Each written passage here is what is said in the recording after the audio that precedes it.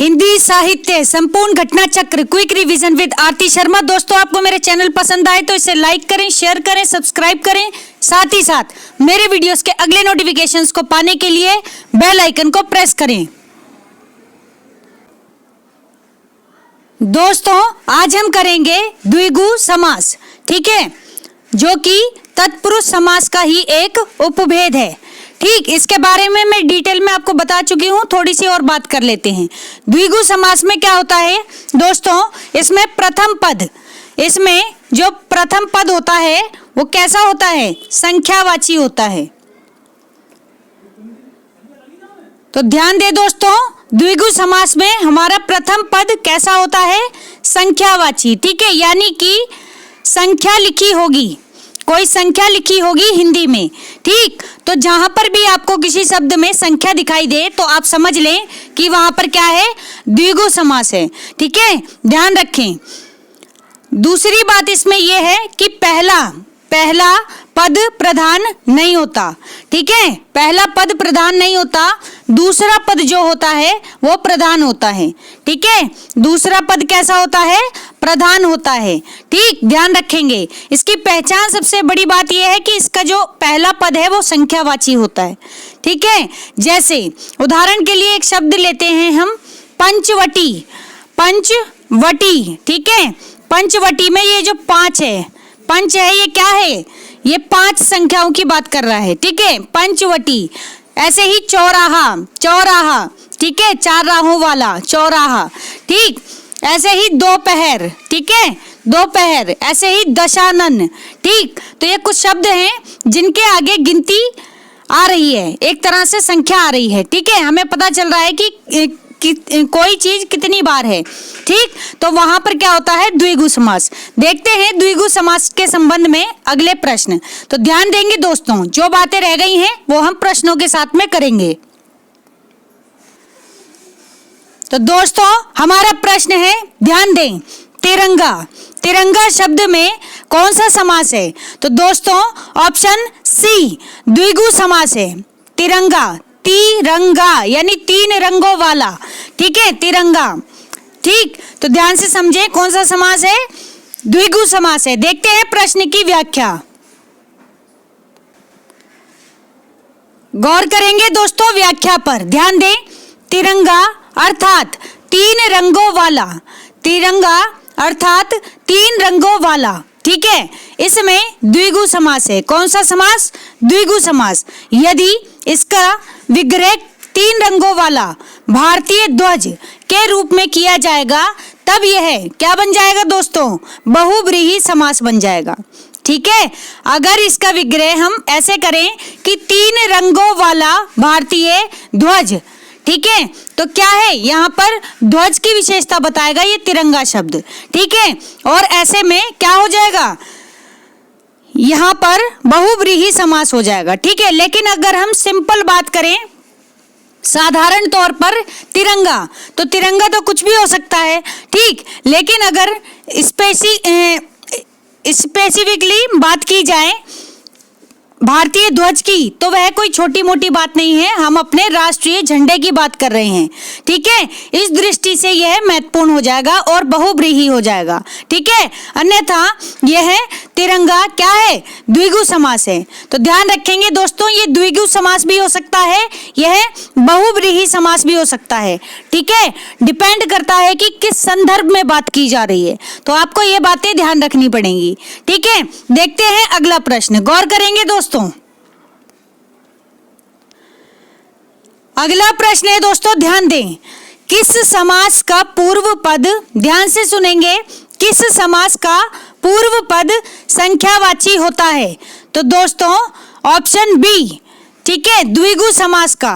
द्विगु समास का पूर्व पद यानी प्रथम पद यानी पहला पद कैसा होता है दोस्तों, द्विगु समास का संख्यावाची होता है पहला पद।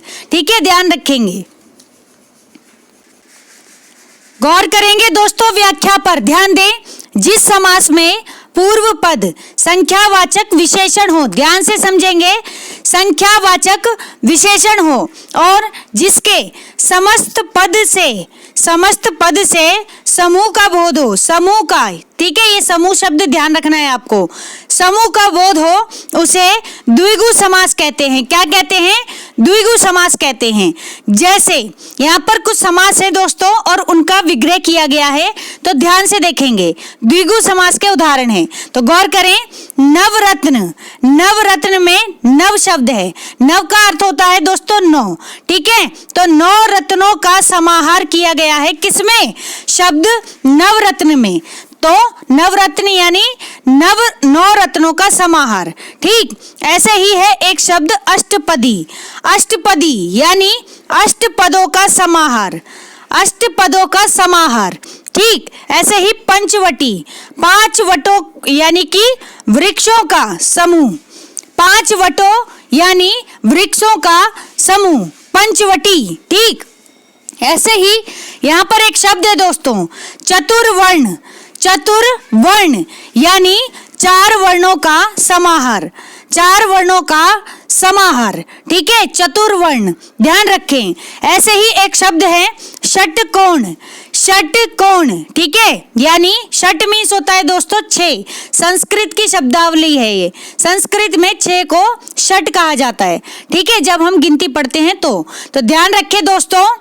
यहाँ पर षटकोण का अर्थ है छह कोण वाला, कितने कोण वाला?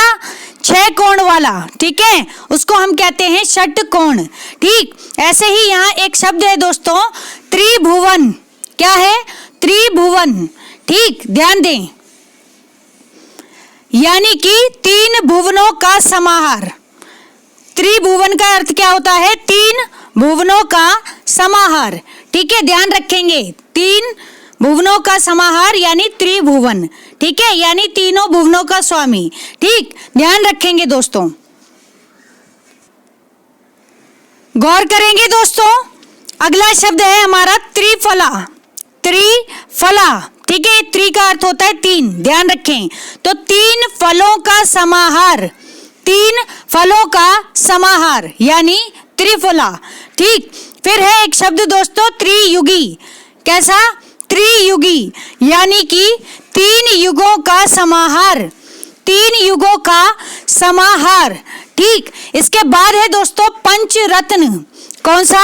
पंचरत्न यानी पांच रत्नों का समाहार, ठीक है, पांच रत्नों का समाहार। इसके बाद एक शब्द है दोस्तों त्रिलोक, कौन सा? त्रिलोक, ठीक है, यानी कि तीनों लोकों का समाहार, तीनों लोकों का समाहार। ऐसे ही एक शब्द है दोस्तों सतसई, ठीक है, सतसई, अगर आपने हिंदी साहित्य पढ़ा हो तो सतसई का अर्थ होता है दोस्तों 700, ठीक है।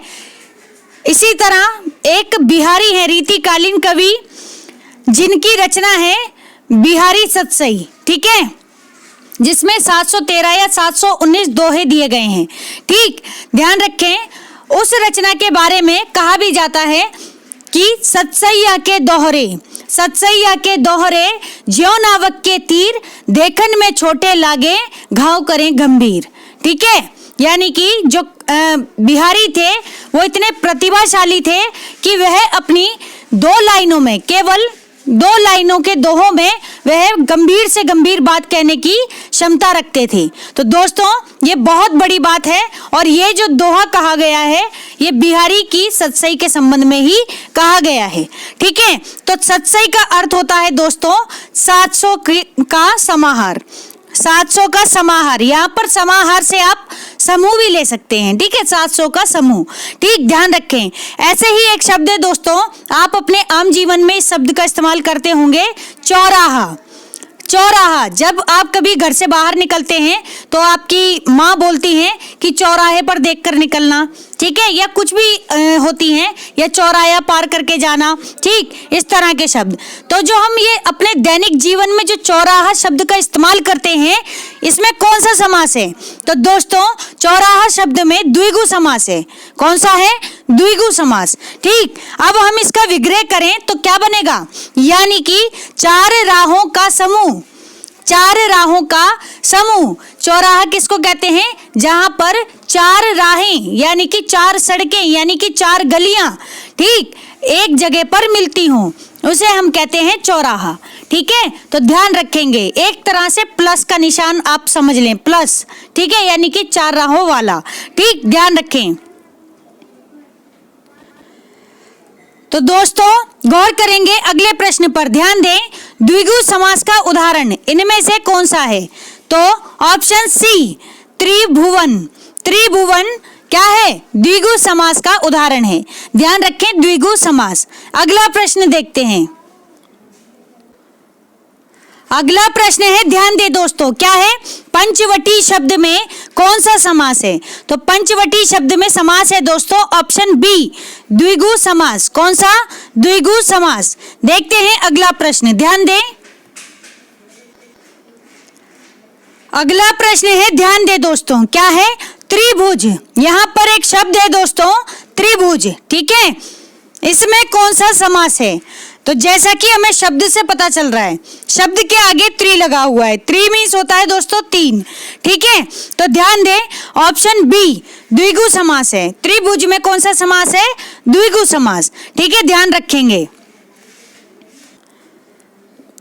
गौर करेंगे दोस्तों व्याख्या पर, ध्यान दें, जिस समास का प्रथम पद, जिस समास का प्रथम पद संख्यावाचक और अंतिम पद संज्ञा हो, ध्यान से सुनना, बड़ी ही गंभीर बात बता रही हूं और बहुत ही जरूरी, ध्यान दें, जिस समास का प्रथम पद कैसा हो? संख्यावाचक हो, और अंतिम पद यानी कि दूसरा पद कैसा हो? संज्ञा हो, ठीक है, संज्ञा हो, तो वहां पर कौन सा समास होता है दोस्तों? द्विगु समास, ठीक है, यानी द्विगु समास में पहला पद संख्यावाची और दूसरा पद यानी कि अंतिम पद यानी कि कैसा होता है? ये होता है दोस्तों संज्ञा, ठीक है, ध्यान रखेंगे। फिर है, जैसे यहाँ पर कुछ उदाहरण है द्विगु समास के, तो ध्यान दें, जैसे एक तारा, एक तारा, जैसे एक हैरा, एक मीन्स एक, ठीक, ऐसे ही दुगना, दू मीन्स क्या होता है? दुगना, ठीक, ऐसे ही दोपहर, दोपहर, ऐसे ही दूधारा, दूधारा, ऐसे ही दुपट्टा, ऐसे ही त्रिदोष, ऐसे ही त्रिभुज, फिर ऐसे ही तिकोना, कैसा? तिकोना, ठीक, इसके बाद त्रिगुण, इसके बाद चारपाई, इसके बाद पसेरी, फिर है षड दर्शन, क्या? षड दर्शन, इसके बाद है दोस्तों सप्त सिंधु, सप्त सिंधु, इसके बाद है दोस्तों अष्टभुज, अष्टभुज, इसके बाद है दोस्तों अठवारा, क्या? अठवारा, ठीक है, तो आप ध्यान दे रहे होंगे, अष्ट मीन्स होता है 8, अठ मीन्स भी होता है 8, सप्त मीन्स होता है 7 दोस्तों, षड मीन्स होता है 6, ठीक है, तो और पंसेरी, पंसेरी अच्छा शब्द है। ऐसे ही एक शब्द होता है पांचाली, ठीक है, पांचाली, ठीक, ऐसे ही पांचांग, एक शब्द पांचांग भी है। तो कोई भी शब्द जिसका प्रथम पद संख्यावाचक हो और दूसरा शब्द कैसा हो? दूसरा शब्द होगा दोस्तों क्या? संज्ञा, ठीक है, तो वहां पर द्विगु समास होगा। इतनी सी बात है कि आप ध्यान रखेंगे दोस्तों, ठीक है। और द्विगु समास क्या है? द्विगु समास तत्पुरुष समास के एक भेद यानी समानाधिकरण का एक उपभेद है, ठीक है, समानाधिकरण का ही भेद है दोस्तों, ठीक है। कौन सा? द्विगु समास, ठीक है, तो इसे हम द्विगु तत्पुरुष समास भी कह सकते हैं। इतनी बातें आप ध्यान रखेंगे दोस्तों, ठीक है, बहुत ही इंपॉर्टेंट बातें आपको बता रही हूं, ठीक। तो दोस्तों हमारा आज का वीडियो यहीं समाप्त होता है। Thanks for watching. अगर आपको मेरे वीडियोस पसंद आ रहे हैं तो इन्हें लाइक करें, शेयर करें, मेरे चैनल को सब्सक्राइब करें। साथ ही साथ मेरे वीडियोस के अगले नोटिफिकेशंस को पाने के लिए बेल आइकन को प्रेस करें। धन्यवाद दोस्तों।